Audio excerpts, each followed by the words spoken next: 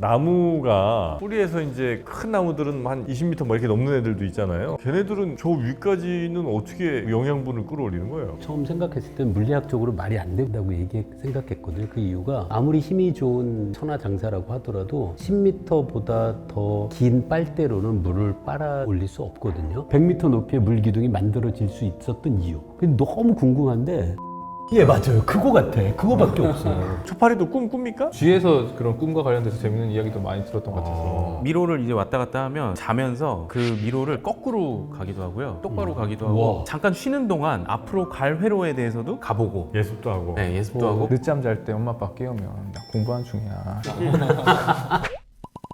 흥미로운 과학 이야기 더욱 재밌게 전해드리는 과학을 보다 정용진입니다. 저는 은하의 충돌과 진화를 연구하는 천문학자 오주먼지 지용배입니다. 성균관대학교 물리학과 김범준입니다. 성균관대 생명과학과에서 생물의 진화를 연구하고 가르치는 이대한입니다. 네, 안녕하세요. 성균관대학교 글로벌 바이오메디컬 공학과 그리고 기초과학연구원 뇌과학 이미징 연구단의 우충환입니다.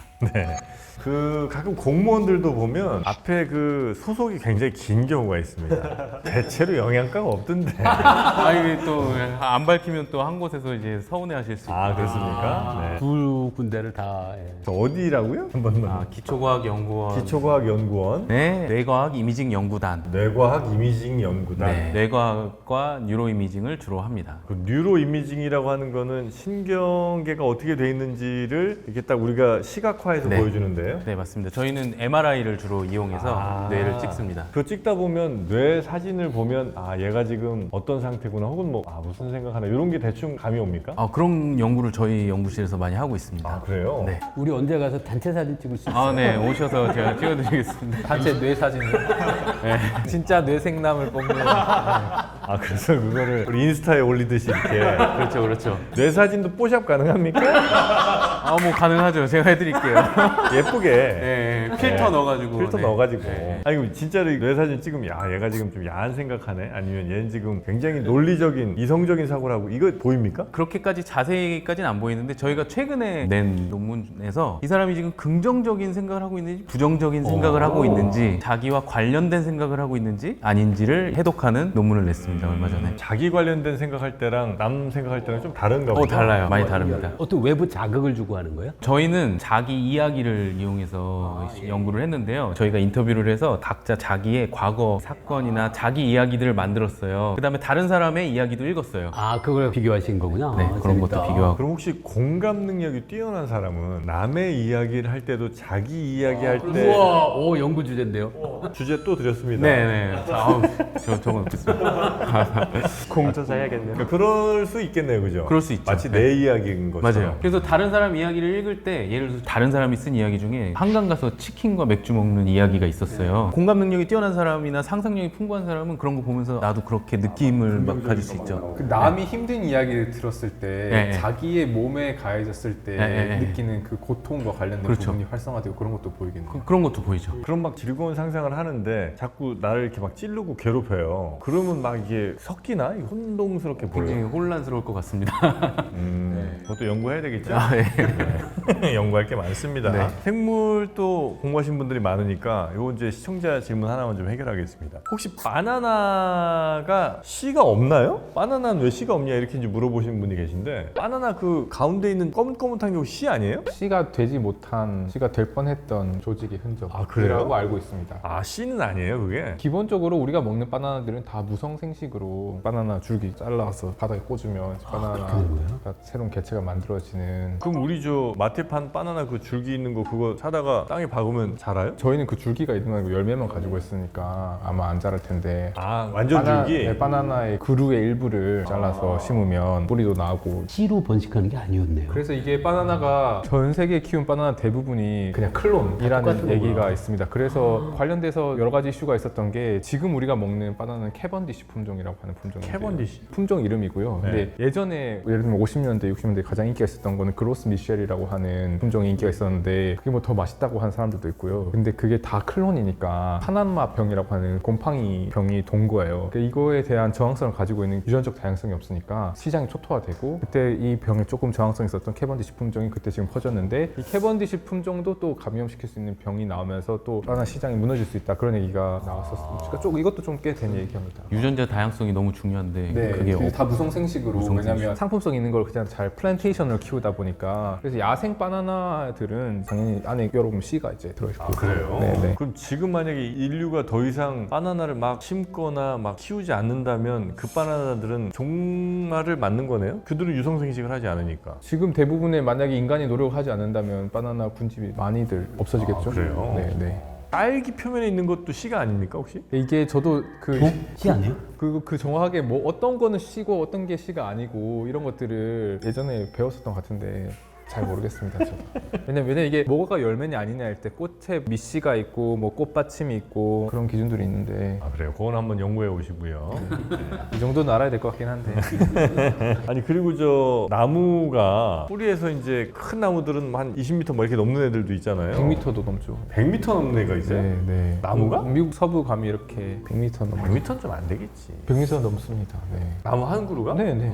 그럼 걔네들은 저 위까지는 어떻게 영양분을 끌어올리는 거예요? 그러니까요. 그게 그러니까요가 아니고 식물들이 사실은 물리학을 가지고 노는 것 같은데요. 일단은 제일 중요한 요소는 밑에서 밀어주는 게 아니라 위에서 끌어당깁니다. 위에서 끌어다닌다고 끌어다닐 수 있습니까? 빨대로 아무리 세게 뽑아도 그렇게는 못 빨겠죠. 그러니까요. 저도 그 신기하긴 한데요. 이파리에서 이제 물이 증발하면서 이걸 증산작용이라고 하는데, 그때 물의 그 응집력 때문에 밑에 있는 물 분자들 줄줄줄 딸려오는 게 맞죠, 교수님? 저도 처음에 이 얘기 들었을 때 처음 생각했을 때 물리학적으로 말이 안 된다고 생각했거든요. 그 이유가 아무리 힘이 좋은 천하장사라고 하더라도 10m보다 더 긴 빨대로는 물을 빨아 올릴 수 없거든요. 우리가 빨대로 물을 마실 수 있는 이유가 외부의 압력은 1기압인데 입 안의 압력은 우리가 아무리 줄여봤자 0기압밖에 안 되잖아요.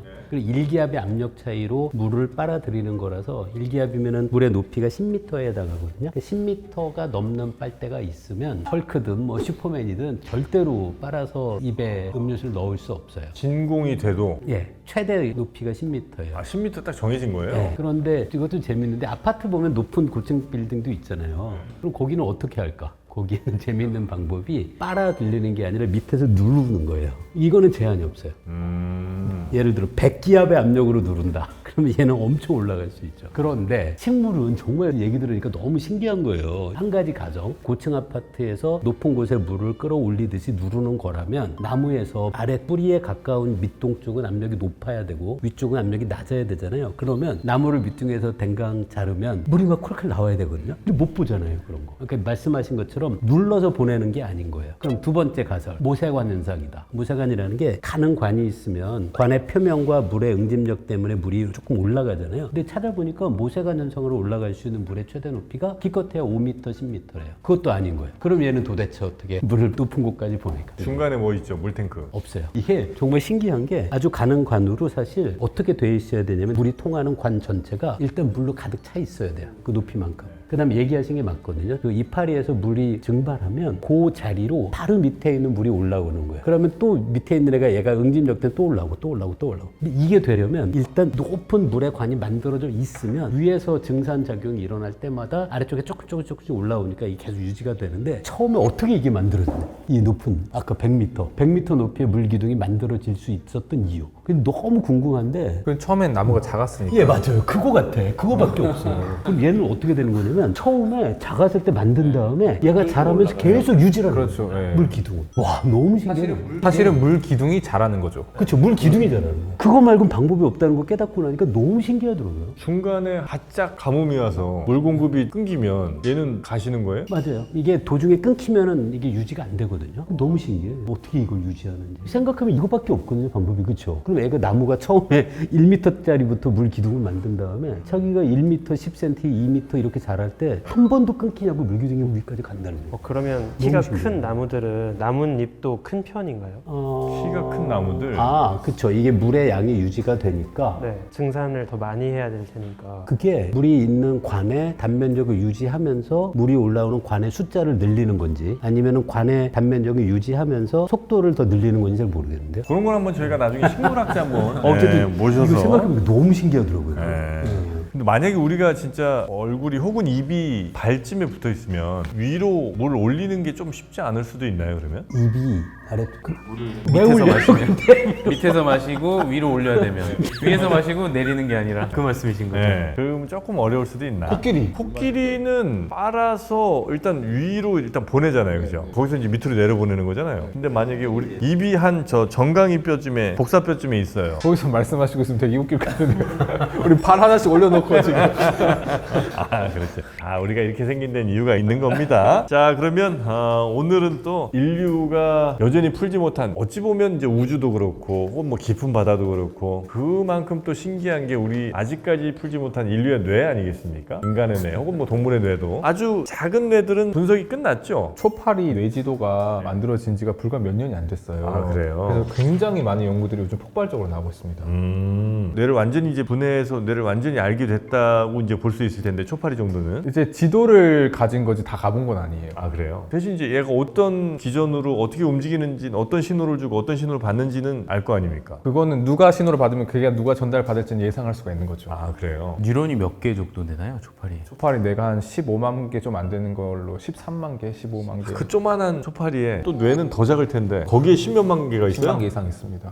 그거 어떻게 다 보셨대? 그거를 이제 얇게 절편을 만든 다음에요. 그 작은 뇌를? 네, 절편을 몇십 나노미터 자른 다음에 거기 보면 이렇게 다 동그라미, 이제 신경이 지나가면 다 동그라미로 다 그린 다음에 걔네를 쭉 이어 붙여가지고 구글에서도 이 프로젝트에 참가해가지고 이제 딥러닝 같은 걸 이용해서 뭐가 신경인지 아닌지 누구랑 연결됐는지 10만 개 이상의 세포들이 이룬 네트워크에 대한 지도를 가지고 있으면 시신경이랑 연결된 데가 어디로 가고 후각 뉴런이 어디로 가고 이런 것들을. 그럼 이제 점점 큰 동물로 이전하겠군요. 그 지금 쥐에서도 어떤 특정한 부분만을 하는데 이제 초파리 같은 경우에는 전체 뇌를 했다는 점에서 이제 큰 차이가 있는. 그러면 인간 뇌와 초파리 뇌의 가장 큰 차이점은 뭐예요? 일단 크기가 뭐 압도적으로 차이가 있는 거고. 구조랑 기능에서 아무래도 훨씬 복잡하고. 네, 로그 스케일로 다르기 때문에 네. 그 초파리도 잠은 자죠? 잠 자죠. 예. 초파리가 낮잠도 잡니다. 시에스타라고 불러요, 실제로.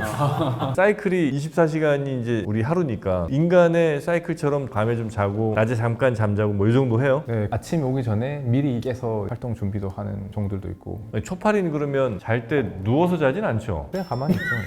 예. 그냥 이렇게 서 있는 채로. 네, 네. 갑자기 말씀하셔서 상상했어요. 초파리가 아니 얘가 잔다는 건 우리가 어떻게 알아요? 움직이지 않는 거죠. 활동성이 현저히 떨어지는 거죠. 초파리가 사실은 이 일주기 리듬이 제대로 연구된 가장 중요한 모델이라서 2017년에 이걸로 노벨상을 받았어요. 낮과 밤에 따라서 생체 리듬이 바뀌는 거에 대한 분자적 기작. 그 유명한 유전자가 예를 들면 타임리스, 피리어드, 그 시간이 없는 돌연변이, 그런 유전자들이 연구가 됐고, 뇌 안에서 어떤 신경세포들이 어떻게, 예를 들면 몸 자체 24시간을 셀 수 있는 그런 분자 시계가 있는데, 왜냐면 계절이 바뀌고 하면 빛과 어둠에 따라서 조정해야 될 거 아니에요. 그러니까 내재적인 그 시계와 외재적인 환경을 어떻게 또 통합하는지 이런 것들이 아주 잘 연결이 돼 있고, 수면에 대해서도 재밌는 연구들이 많이. 초파리는 며칠 정도 살죠? 초파리 뭐 한두 달 정도? 네. 예를 들어 이제 50일 정도 사는 친구라고 하면 하루하루가 정말 소중하겠네요.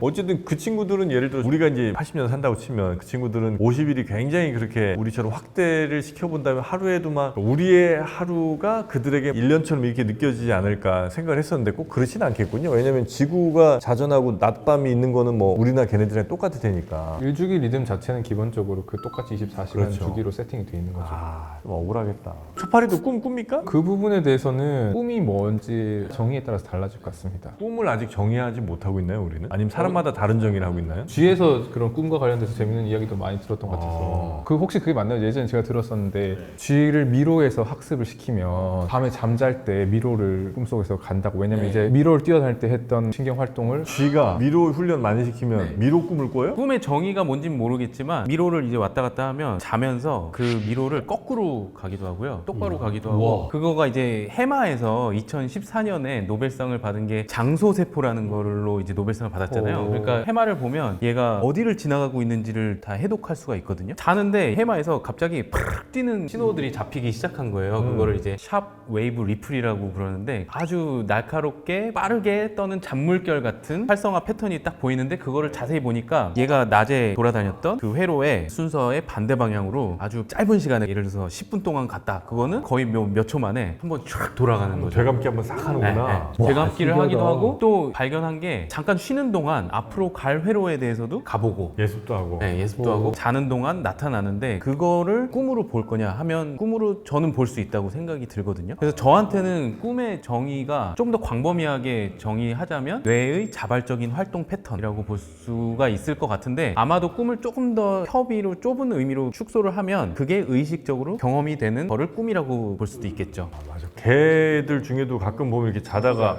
막 이렇게 네, 달리는 강아지 친구 꿈 있잖아요. 꿔요. 옆으로 누워서 자기가 막 산책했던 거기를 막 이렇게 달리거나 이런 꿈을 이제 꿀 수도 있겠네요. 그럴 수 있겠죠. 예. 미로 꿈을 꿀 때 시간적으로 단축된다는 것도 꽤 재밌네요. 정말 그거는 물리적인 자기의 움직임을 생각하는 게 아니라 경로 자체에 대한 정보를 프로세싱하는 맞아요. 거예요. 네. 청소년 시청자들을 보시면서 늦잠 잘 때 엄마 아빠 깨우면 나 공부하는 중이야.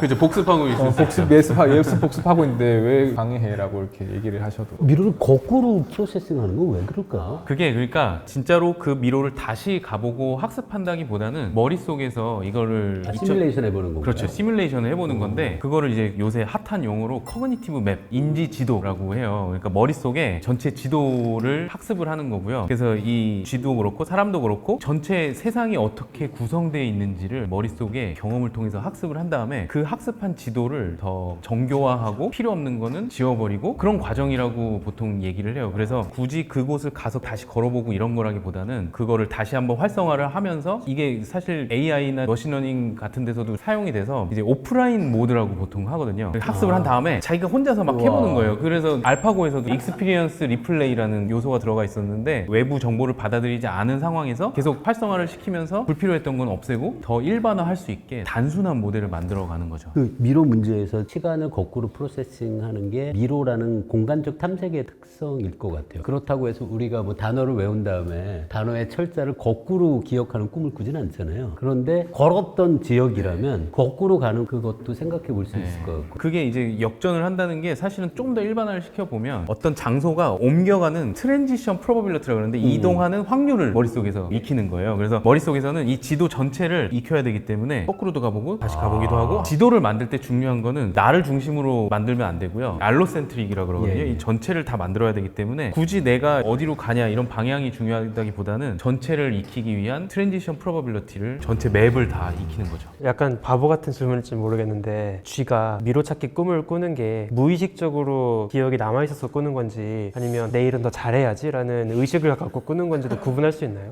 구분할 수는 없을 것 같고요. 일단은 왜냐면 물어볼 수가 없으니까. 근데 제 생각에는 무의식적으로 그냥 하는 것 같아요. 막 더 잘해야지라기보다는 아까 말씀드렸듯이 자발적인 뇌의 활동 패턴이라고 그냥 보는 건데 그냥 뇌가 지나왔던 것들을 이제 학습하는 거죠. 자동으로 그냥 이루어지는 근데 현상. 그게 나는 아주 두 개가 분리되지 않는 것 같기도 한데 그렇게 해서 내가 먹이를 만약에 먹었다는 기억이 있으면 내일 내가 꼭 더 잘해야지라는 의지는 아니지만 내 뇌는 그렇게 해야 내일도 먹이를 먹을 수 있다. 그게 내 생존에 더 유리하다. 요게 이제 무의식적인 꿈으로 이렇게 좀 나타날 수 있지 않을까. 그러니까 막 노력을 한다기보다는 네. 만약에 보상이랑 이게 더 관련이 있으면 예. 뇌에서 더 처리가 활성화될 것 같아요. 혹시 우주 꿈 꿔본 적 있어요? 우주에 막 나간다든지 아니면 우주에서 나를 잃었고 우주선에서 막 뛰쳐나와갖고 뭐 돌아다닌다든지. 근데 가끔 꾼 적 있어요. 정말 신기한 게 깨고 나면 그게 이상한 상황이라는 거를 알 수 있지만 꿈 꾸고 있을 때는 그게 이상한 상황이어도 인지를 못 하잖아요. 그럼요. 예를 들면 제가 그냥 멀리서 지구 바깥에서 지구를 보고 있는 그런 꿈을 꾼 적도 있고요. 제가 학교로 걸어가다가 갑자기 붕 떠올라서 우주로 가? 네, 우주로 날아가는 그런 꿈을 꾼 적도 있고. 야, 그래서 내가 뭘 보고 뭘 생각을 많이 하는지가 제일 진짜 중요한 것 같아요. 그러니까 매일 우주 생각하고 뭐 이러니까 우주 꿈을 꾸잖아요. 저는 매우 더러운 꿈을 많이 꿨어요. 근데 그런 것도 세상에 대해서 이해하고자 하는 나에게 중요한 세상을 이해하고자 하는 노력이라고. 미로를 복습하시는 거죠. 일종의 미러. 판의 미로 좋아하시는 거예요. 근데 잠을 자는 게 우리 뇌 건강에 매우 중요하죠. 너무 중요하죠. 어떤 역할들을 많이 합니까? 이 잠을 자고 꿈을 꾸고 이럴 때. 일단 가장 중요한 거는 노폐물을 청소하는 그 아데노신이라고 하는 게 이제 뇌에 쌓인대요. 그 에너지를 처리하면 네네. 아데노신이 쌓이고 그게 이제 뭐 아마 ATP를 사용하고 나면 ATP도 이제 아데노신이 들어가 있으니까 아마 그게 노폐물로 쌓이나 봐요. 그렇게 되면 그게 우리한테 주는 그 수면 압이라고 잠을 자고 싶은 욕구. 내가 잠을 자야 되겠다. 피곤하다. 이게 거기서 온다고 합니다. 그 아데노신이 쌓이면은 잠을 못 잔 양에 비례해서 도즈 디펜던트라 그러는데 못 잔 시간에 비례한 정도로 이제 수면 압을 받고 인지 기능도 떨어지고 하면서 영향을 주고요. 그래서 이제 자면서는 이제 아데노신이 그거를 청소를 하는 거죠. 네네. 그래서 보통 뇌척수액을 통해서 이제 없앤다고 하는데 그런 거에 대한 중요한 어느 부분을 통해서 없애는지를 저희 IBS 연구단에서도 밝히고 그게 커피가 그 부분을 속이는 거잖아요. 맞아요. 그렇다고 아데노신이 늘어났는데 안 늘어난 것처럼 네, 늘어났다는 걸 못 느끼게 하는 게 카페인의 우와. 역할이에요. 역할 아닙니까? 저는 그렇게 알고 네, 있었는데. 그거를 아데노신에 의한 그 효과를 그러니까 우리 몸에서는 피로 신호가 쌓였는데 무시하게 만드는 게 카페인. 아, 그래서 커피 마시면 좀 개운한 것 같은 느낌이 드는 게. 그래서 더 죽을 것 같잖아요. 아, 그래요? 그럼 이제 원래는 우리 뇌가 야, 지금 피로 쌓여서 빨리 너 이제 자야 돼라고 신호를 계속 주고 있는데 그거를 속여서 아니야, 네 뇌는 괜찮아. 좀 더 일해봐. 뭐 이렇게 이제 해주는 게 커피가 하는 일이군요. 커피를 포함해서 카페인이 든 모든 다 똑같은 카페인이 그 작용하는. 그럼 이제 걔를 먹어서 내 뇌는 계속 아데노신이 쌓여. 근데 이제 나는 그걸 모르고 계속 이제 뭐 일을 하든지 깨서 하여튼 뭔가를 해요. 그게 이제 누적이 자꾸 되면 어쨌든 어느 순간 이건 더 이상 안 될 거 아니에요, 그죠? 아무리 커피를 마시고 뭘 때려 먹어도. 인지 기능과 관련된 주의 뭐 이런 영역들은 비활성화가 되고요. 잠을 못 잘수록 줄어들고 오히려 감정과 관련된 영역들은 과활성화가 돼서 아, 짜증이 막 나는구나. 네, 더 예민해지고 더 예민해지고 감정에 대한 자극들도 잘 구별이 안 가고 더 예민해지고 아, 잠 못 자면. 네, 오히려 보상에 관련된 것도 더 과도하게 반응하게 되고 도파민 활성도 줄어들어서 오히려 예민도가 하여튼 다 줄어든다고 합니다. 뭐가 좋고 뭐가 나쁜지를 구별하는 능력이 줄어든대요. 줄어들고 대신 감정적으로 굉장히 예민해지고. 네, 감정적으로 예민해지고. 그러니까 잠 오래 못 자는 사람 옆에 있는 거는 매우 어리석은 일이네요, 그죠? 그렇죠. 자는 게 또 아데노신을 청소하는 것뿐만 아니라 호르몬 조절도 중요하고요. DNA 수선도 한다고, 리페어도 한다고. 아, 우리 그러고요. 몸의 DNA도. 네. 그다음에 뭐 아까 말씀드린 시냅스 가지치기. 내가 가지고 있는 모델들을 이제 외부 세상이든 아니면 나의 내부 세상이든 이런 것들을 학습한 것들을 간단하게 만드는 일들을 하는데 그 이유가 모델이 간단하면 일반화 능력이 늘어나잖아요. 이게 기계 학습이나 이런 거 보면은 보통 모델 파라미터가 많아지면 모델이 복잡하면 복잡해질수록 과적한 문제가 일어나고 일반화가 안 되는데 자면서 계속 가지치기를 하면서 좀 더 간단하게 만들고 좀 더 일반화 가능성이 있게 만들어서 미래에 더 잘 대처하게 만드는 그런 걸 한다고 합니다. 실제 성장 과정에서 아기 때 시냅스 숫자가 늘다가 결국은 다시 줄어들잖아요. 그러니까 시냅스가 무조건 많은 게 좋은 것이 아니라 적정하게. 아, 그래서 이제 가지수에 우리가 살면서 뭐 300만 가지수에 뭐가 있을 수도 있으나 그거를 이제 패턴화 시켜갖고 요거는 요거는 요거 이렇게 이제 좀 단순화 시켜야 내가 어떤 상황에서 대응을 현명하게 할 수 있는데 그거를 단순화 시켜주는 일을 잠이 좀 해준다. 잠이 그 모델을 잘 만들어준다고 합니다. 그리고 또 그 멍 때리는 것도 뇌가 자발적으로 활동을 계속 하는 거거든요. 결국에 중요한 건 오프라인 모드로 뇌를 자꾸 만들어주는 게 그러니까 온라인 모드는 계속 외부에서 자극이 주어지니까 과적합을 시키거든요. 그러니까 내 머릿속에서 요 자극은 어떤 거야 이러면서 계속 추론을 하고 계속 모델을 새로운 거를 업데이트를 하는 거에도 중요하죠. 그러니까 물론 데이터도 중요한데 이제 이거를 좀 더 일반화하게 만들려면 오프라인 모드에서 계속 돌려보면서 단순하게 만드는 게 그래서 두 개가 다 필요하다고 합니다. 자고 멍 때리고 또 네. 받아들이고 경험하고 자고 멍 때리고. 잠을 많이 자거나 혹은 멍 때린 시간이 길어지면 현대사에서는 좀 게으른 느낌 그리고 뭔가 이렇게 그냥 시간을 허비하는 느낌 같은 게 들어갔고 약간 죄의식 느껴지고 근데 그럴 필요가 전혀 없는 거네요, 그죠? 그렇죠. 근데 요새는 멍 때릴 때다 핸드폰을 보니까 아, 그러니까 오프라인 모드가 잘 안 되는 것 같아요. 아, 쉬질 못하는 거죠. 쉬질 내가. 못하죠. 네. 멍 때린 그거조차 사실은 굉장히 중요한 창의적인 일인 거고 뇌가 또 열심히 해야 되는 일인데 그쪽이 너무 없어. 실제로 멍 때리다가 좋은 아이디어가 떠오를 때도 있지 않나요? 맞아요. 네, 많죠. 논문 아이디어가 떠오를 맞아요. 때도 있고 맞아요. 네. 그게 이유가 있네. 뭐 산책하거나 아니면 샤워하거나 그럴 때가 사실 아이디어 떠오를 때 있잖아요. 말씀하신 오프라인 모드네요. 버스 타고 가거나 지하철 타고 있을 맞아요, 때 맞아요. 아, 멍하니 그냥 이렇게 보고 있는 그래 이게 좀 필요해. 너무 진짜 우리는 자꾸 뭐 이렇게 자극만 줄 생각을 하지 뭔가 이렇게 잠깐 멈춰줄 생각을 잘 안 하는 것 같습니다. 하여튼 요 영상까지만 보시고 그렇다고 지금 당장 끄지 마시고 네, 요거까지는 보셔야지 여러분도. 네, 우리도 또 할 얘기가 좀 있으니까. 자면서 보셔도 되잖아요. 그러네요. 그 사람만 자는 건 아니고 이제 동물들도 당연히 자는데 사람은 그래도 한 번 자면 한 6시간, 8시간 이렇게 때려서 한 번에 자잖아요. 그게 이제 대체로 뭐 밤 시간이기도 하고. 근데 야생 동물들은 어쨌든 그 밤 시간이 사실 굉장히 위험한 시간일 수 있잖아요. 왜냐면 이제 나의 천적들이나 나의 생명을 노리는 그 수많은 위험한 놈들이 다 밤 시간에 날 노리고 있으니 그 동물들을 피하기 위해서라도 밤에 잠을 잘 자는 게 야생 동물들은 좀 쉽지 않을 것 같은데 그 친구들은 어떻게 잡니까? 그런데 이제 그거를 거꾸로 생각해보면 잠이라고 하는 게 굉장히 중요한 기능을 한다고 생각했을 때 밤에 자는 게 낮에 자는 것보다 덜 위험하잖아요. 낮에 자면 빛이 있으니까 더 노출돼서 위치가 노출되기 쉬운데 밤은 아무래도 훨씬 더 노출될 가능성이 낮기 때문에 아, 가시광선이게. 그러네요. 네. 그리고 육식동물 입장에서도 밤에 잘 안 보이고 숨어 있어가지고 돌아다녀야지 눈에 잘 띌 텐데 어차피 손님들 없으면 가게 문 열어놓을 필요 없으니까 육식동물들도 같이 밤에 자고 그러면서 전 동물의 왕국이 우리 밤에 자고 활동하는 식으로 하는데 밤에 이제 야생의 또 후각이 엄청 발달한다던가 그러면 자는 친구들을 공격할 수 있는 친구들은 낮에 자고 밤에 사냥하고 그거는 그때그때 전략에 따라서 아, 그럼 그 잘 때 코 고는 애들은 진짜 생존에 너무 불리하겠다. 포식자들이겠죠 뭐. 웬만한 애들은 진짜 안 되겠다, 그죠? 사실 야생동물에서 잠과 관련된 재밌는 주제가 모든 동물이 다 잘까? 그러니까 예를 들면 잠과 관련해서 뇌가 굉장히 중요하잖아요. 그리고 지금 말한 뇌의 기능 같은 것들이 중요한데 뇌가 없는 동물은 그러네요. 안 잘까? 뇌가 없으면 예쁜 꼬마 선충도 자거든요. 얘는 걔도 자요? 네, 일주기 리듬에 따라 자는 게 아니라 얘는 뇌는 있어요? 뇌에는 없지만 집중된 신경절이라고 하는 게 있어요. 예쁜 꼬마 선충 같은 경우에는 탈피할 때 그 시기에 딱 안 움직이고 딱 잡니다. 그래서 걔 못 자게 괴롭히면 나중에 잠 보충하고 그러니까 잠의 속성을 다 나타내요. 수명이 짧아지고 막 그런 패턴이 보이거든요. 화는 안 내고. 예민해지고.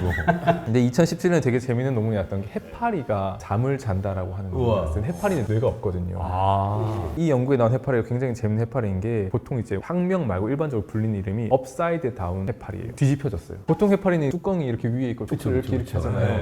얘는 뒤집어져 있어요. 뚜껑이 아래로 가 있고 발이 위로 가 있어요. 그리고 주로 바닥에서 머리를 박고 이렇게 그래서 그렇구나. 이렇게 오랄암이라고 하거든요. 입에 달려있는 팔이라고 해서 이걸 흐느적거리고 굉장히 희한한 해파리인데 얘가 왜 이런 행동을 보이냐면 보통 해파리는 촉수로 뭘 사냥해서 먹잖아요. 근데 얘는 사냥해서 먹는 거는 전체 에너지 공급의 한 10%밖에 안 되고 대부분의 에너지를 공생 조류에서 얻어요. 광합성을 하는 작은 조류랑 걔를 자기 몸에다가 공생하게 된 거예요. 얘는 사실 부동산 임대업자인 거예요. 자기 몸에다가 이제 원룸 쫙 깔아놓고 거기다가 공생 조류를 딱 이렇게 들어오게 한 다음에 걔네들이 광합성을 하면 에너지를 빼먹는 거죠. 그럼 월세 자기는 받아먹는 월세 거죠. 받아먹는 거죠. 네. 그러니까 머리 뒤집힌 거예요. 자기가 이제 세입자들한테 이렇게 열일하라고 이렇게 흔들어 주는데 광합성이잖아요. 네. 밤에는 소용이 없어요. 그러니까 굳이 활동할 필요 없는 거예요. 근데 건물주네. 건물주는. 그래서 실제로 봤더니 이런 활동성이 떨어지고 잠의 속성이라고 볼 수 있는 것들이 해파리에서 관찰된다. 근데 뇌가 없으니까 이건 다른 방식으로 뭔가 신경계가 있긴 한데 집중화된 뇌 구조는 없어서 아마 이런 잠이라고 하는 게 아주 초기에 동물진화 초기에 등장한 적응적인 형질이 아닐까. 물고기들은 어떻게 잡니까? 잘못하면 이 숨을 자느라고? 잠깐,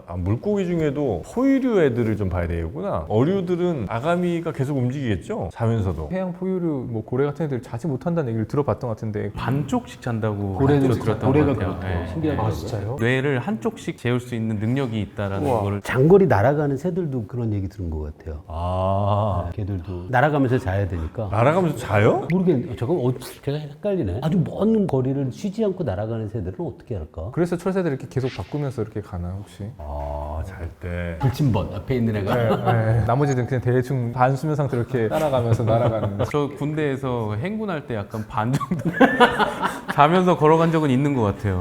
아, 그렇죠. 내가 30분 걸었는데 전혀 그 길 기억 못하고. 기억 못하고. 아, 그런 동물들의 수면도 있고. 혹시 로봇을 이제 만드는데 우리 인간처럼 사는 그런 로봇을 만드는 건 조금 이제 먼 얘기인 것 같고. 동물 닮은 로봇들이 먼저 좀 나왔거나 혹은 뭐 지금 만들어지고 있는 거죠. 뭐 예를 들면 사족보행 로봇이라든지 곤충을 닮은 로봇 뭐 이런 것들이 좀 먼저 만들어진 거 아닙니까? 그런 거를 생체 모방 기술이라고 보통 부르지 않나요? 생체 모방 기술. 그럼 어떤 동물이라든지 어떤 살아가는 방식을 잘 모방을 해갖고 그 장점들을 모은 로봇 같은 것들. 예를 들어서 몸의 형태를 비슷하게 만들 수도 있고 이 로봇이 동물과 닮아 있다는 의미가 굉장히 다양한 것 같아요. 근데 이제 예쁜 꼬마 선충의 뇌지도를 갖다가 탑재한 로봇이 있다고. 예쁜 꼬마 선충이 굉장히 단순한 동물이고 세포수가 거의 1000개 남짓한데 정확히 959개가 있는데요. 이 중에서 302개가 신경세포예요. 세포예요. 3분의 1 정도가 신경세포인데 이미 1980년대에 이 302개 세포들이 서로 누가 누구랑 연결돼 있는지 네트워크가 다 규명이 됐어요. 오. 그 논문의 제목이 The Mind of Worm이었어요. 벌레의 마음. 저 본 책 제목 같은데요?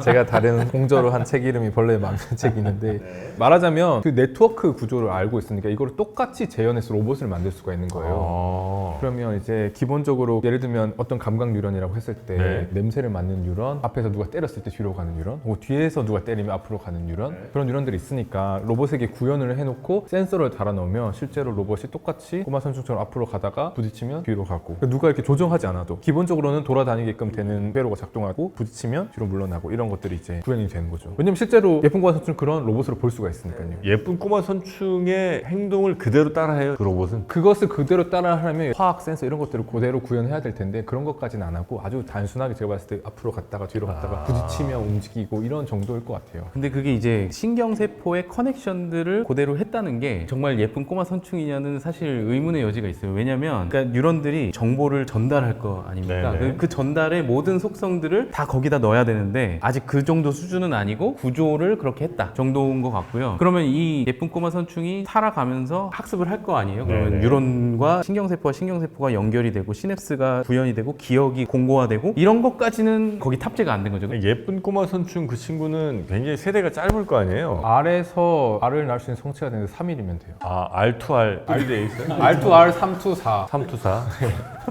그러면 그 친구들은 계속해서 발전시켜 보려는 노력도 혹시 좀 하셨습니까? 얘네들을 좀 진화라고 해야 되나? 세대가 짧으니까 훈련시킨다든지 자극을 막 주면 얘가 세대를 거치면서 그 자극에 대응하는 뭔가를 이렇게 만들어내거나 이런 것도 좀 연구를 해보시지 않나요? 저희 연구실에서 실제로 지금 그렇게 하고 있어요. 인위적으로 진화시키는 실험을 하고 있어서 원래 살 수 없었던 환경 조건에 적응시키는 실험도 하고 있고 아 그래요? 성이랑 짝짓기 쪽을 바꾸려고 하는 실험도 하고 있어요. 아 성을 바꾼다고요? 성이 있긴 있어요? 예쁜 꼬마 선충은 성 시스템이 굉장히 신기한데요. 얘가 자웅동체가 있고요. 자웅동체는 자기 몸 안에서 정자랑 난자랑 다 만들어내서 네네네. 거기서 수정이 돼서 알을 만들어서 내보낼 수 있어요. 그리고 수컷이 있어요. 네. 그 자웅동체 플러스 수컷의 성 시스템을 가지고 있어요. 암컷은 없고요? 암컷은 없어요. 두 가지 성이 있는데 암컷이 수컷 기능까지 다 할 수 있는 자웅동체고요. 수컷은 정자만 만들어내요. 그럼 수컷은 너무 외롭잖아요. 근데 수컷이 짝짓기를 하면 수컷이 가지고 있는 정자가 암컷이 가지고 있는 정자보다 더 세요. 아, 그 자웅동체인 친구가 있지만 수컷과 만나면 수컷의 정자가 더 잘 수정이 되고요. 그래요? 그리고 인간과 다른 게 인간은 예를 들어서 난자의 숫자가 적고 정자의 숫자가 많잖아요. 네. 예쁜 꼬마 선충은 자웅동체 몸 안에 난자가 훨씬 많아요. 신기하네요. 그래서 자기가 다 수정하고 나면 정자가 다 나가 떨어지고요. 그럼 난자가 남아 있잖아요. 그러면 거기다 수컷을 넣어주면 수컷이 남아 있는 나머지 난자를 수정시킬 수 있어요. 그래서 최대 한 뭐 1000마리까지 이렇게 얘기를 해요. 혼자서는 300마리, 수컷이 있으면 한 1000마리까지. 아유, 고생이 많다.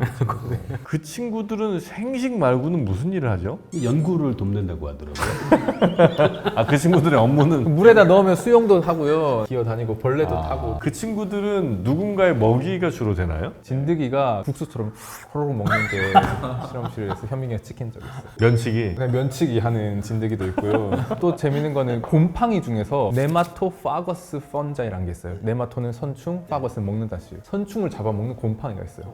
그 곰팡이가 이렇게 균사가 이렇게 펼쳐 있는데 걔네들이 이렇게 트랩을 만들어요. 이렇게. 그러면 선충이 딱 너무 지나가면 뽕 하고 여기 이렇게 튜브처럼 이렇게 누가 바람 오는 것처럼 뽕해서 얘가 이렇게 목에 탁 이렇게 잡혀요. 와. 그럼 거기서 이제 균사를 넣어서 잡아먹어요. 옌조 아닌데 어떻게 알아요? 신기하죠? 곰팡이가 선충의 페로몬을 인식해요. 딴 애들은 지나가도 그냥 냅두고 선충 지나가면 딱 쪼여요. 그렇죠. 그 선충이 만드는 특정한 페로몬이 있거든요. 근데 예를 들면 선충이 또 방언이 있어요. 한국말로 하는 애는 잡아먹는데 독일어로 하는 애가 지나가면 아니요. 무슨 말인지 못 알아들어서 못 잡아먹어요. 그 자기 지역에서 살고 있는 선충의 그 말을 알아듣게끔 진화가 돼 있는 거죠. 그 곰팡이는 페로몬이 있어야지 트랩을 만들거든요. 인공적으로 페로몬을 합성해서 주면 트랩이 유도가 돼요. 하는 일이 많네, 선충도. 그것도 피해 다녀야 되죠. 트랩이 나를 쪼이려고 하면 뒤로 가는 것들이 이제 사실은 그 신경회로에 다 툭 건들면 뒤로 간다는 게 그런. 그런 자연에서 그런데 적응하는 데 쓰이고 있을 거라고 추정을 하고 있습니다. 그럼 그 예를 들어 우리가 뇌 지도도 만들었듯이 페로몬도 만약에 만든다고 치면 그 페로몬도 만약에 그 곰팡이한테 딱 지나가게 하면 곰팡이는 또 싹 물겠네, 그죠? 그럴 수 있죠. 페로몬을 묻혀가지고 우리가 네, 무슨 네. 짝대기로 이렇게 했을 때 할 수 있냐 그 말씀이시죠. 네, 그렇죠. 그래서 이제 예쁜 꼬마 선충 로봇을 만들어서 페로몬을 묻혀가지고 세로를 묻혀서 가. 그럼 이제 곰팡이도 로봇 만들어 버릴까? 곰팡이 로봇을 만들어서 잡는 걸 만들어. 이렇게 해서 시뮬레이션 세계 하나를 이제 만드는 겁니다. 예. 지금 뇌과학 뭐 이런 거 지금 연구를 많이 하시는데 최신 뇌과학자들이 관심 있어하는 주제는 뭡니까? 관심 있는 게 많지만 아까 얘기했던 그 커그니티브 맵, 어떻게 우리가 모델을 만들고 그게 결국에는 생성 모델이거든요. 네. 지금 AI의 발전과 굉장히 유사하게 가고 있고요. 그러니까 AI에서도 지금 생성 모델이 굉장히 인기잖아요. 챗GPT나 그림 그리는 것도. 근데 그런 생성 AI가 가지고 있는 속성들이 뇌에서 계속 발견이 동시에 되는 거죠. 저희 연구실에서 많이 하는 건 이제 뇌 해독, 뇌에서 마음을 읽어내는, 감정을 읽어내고 통증도 읽어내고, 뇌에서 그 사람이 지금 하고 있는 생각들을 읽어내는 그런 마인드 리딩 연구도 아주 각광을 받고 있습니다. 야, 근데 그거는 자칫 악용되면 큰일 나겠네, 그죠? 이 사람이 무슨 생각하는지를 구체적으로 만약에 알아내는 정도의 기술까지 발달하면 네. 아직까지는 그런 기술까지 안 되니까 아직은 뭐 걱정이 없는데, 지금 신경윤리 쪽으로 연구하고 계신 분들은 뇌에서 얻은 데이터의 프라이버시 이슈 이런 거에 대해서 아주 심각하게 생각을 하고 있고요. 왜냐면 AI도 지금 인공지능도 엄청 빠르게 발전하고 있는데 뇌에서 이제 신호를 얻어내는 기술도 같이 발전하고 있거든요. 네네네. 그 두 개가 결합이 되면 이제 인간의 생각을 복제하는 이런 것도 가능하지 않을까, 뭐 이러면 진짜 거짓말 탐지기가 나오는 거 아니에요, 그러면? 거짓말 탐지기는 지금도 어느 정도는 돼요. 지금도 이제 뇌파나 아니면은 fMRI 가지고 거짓말은 어느 정도. 근데 이제 문제는 민감한 정보들이 빠져나갈 수도 있으니까 이제 그런 게.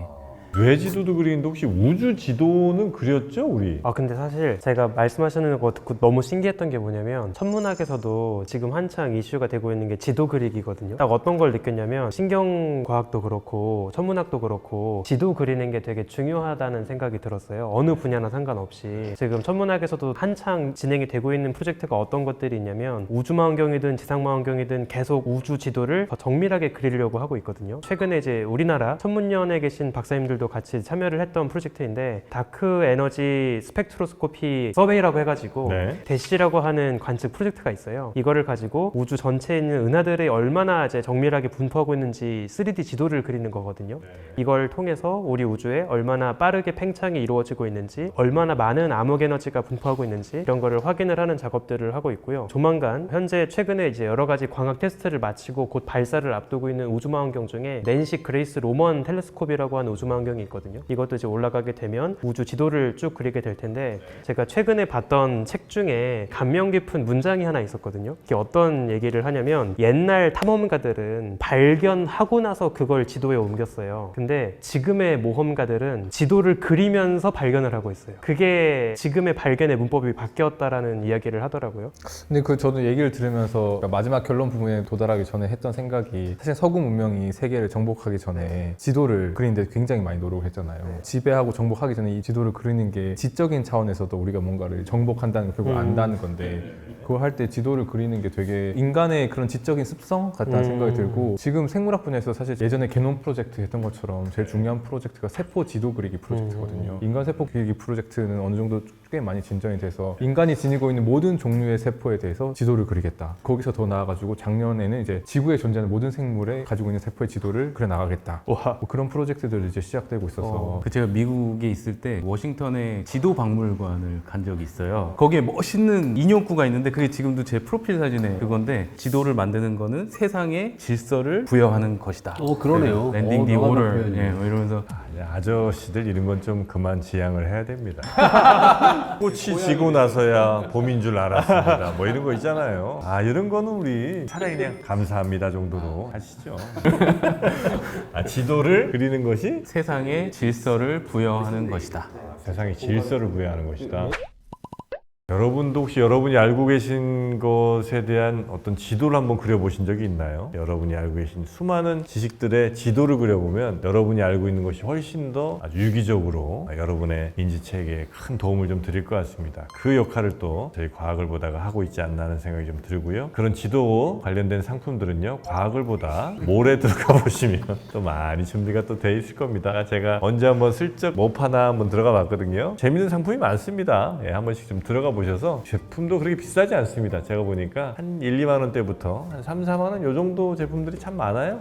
하나씩 집에 쟁여두시고 과학을 보다 몰도 한 번씩 들어와 주시면 감사하겠습니다. 자, 오늘 저는 굉장히 좋았습니다. 우리의 뇌 그리고 우주의 공통점도 저는 좀 살펴볼 수 있었고요. 또 생명체라는 것, 아주 작은 예쁜 꼬마 선충부터 우리가 지금 굉장히 고등동물이라 생각하는 우리까지 어찌 보면 과연 큰 차이가 있을까? 저 멀리서 온 존재들에겐 이 두 개가 그냥 같은 생물이 아닐까, 이런 생각까지 했습니다. 이대한 교수님. 아멘이라고 할 뻔했어요 방금. 예쁜 꼬마 선충과 나 크게 다르지 않다. 예, 우리 모두는 어쩌면 다 연결이 돼 있을 겁니다. 그 연결 놓치지 않겠습니다. 시청자와 저와의 연결 놓치지 않겠습니다. 그 끈을 꼭 잡고 가겠습니다. 술 마시는 거예요? 예쁜 꼬마 시청자들 항상 우리 과학을 보다 재밌게 보시는 걸로 알고 있는데요. 저희가 더 재밌게 만들어 보겠습니다. 다음 시간에도 재밌는 과학 이야기로 여러분 찾아뵙도록 하죠. 오늘도 함께 해주신 여러분 대단히 고맙습니다. 수고 많이 했습니다.